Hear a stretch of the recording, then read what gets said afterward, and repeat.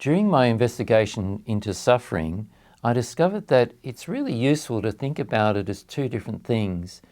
There is pain, there's physical pain and emotional pain, and that's just part of our makeup. We have physical pain receptors, and when we get an injury, that tells us we need to do something to affect that injury.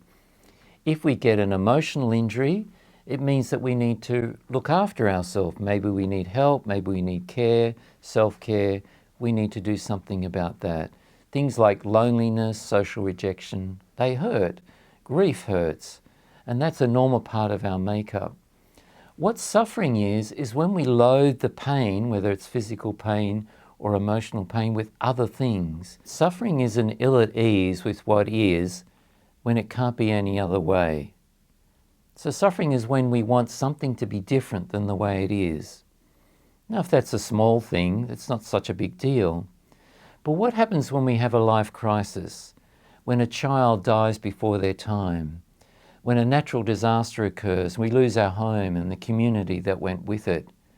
Or we get a life-threatening illness and we're faced with the possibility of death? When we get major suffering like that, what is being challenged is our core assumptions about life.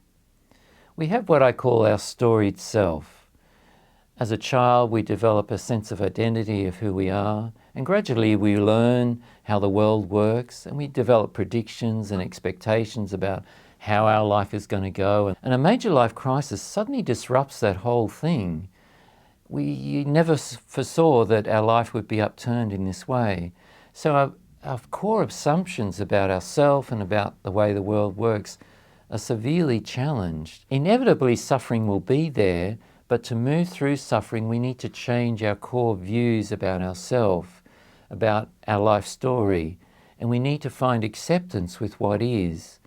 When we accept what is, then we can move on to what's possible. So after a major life crisis, we need to find new purpose, we need to find new meaning, we need to find new ways of living that accommodate what's happened.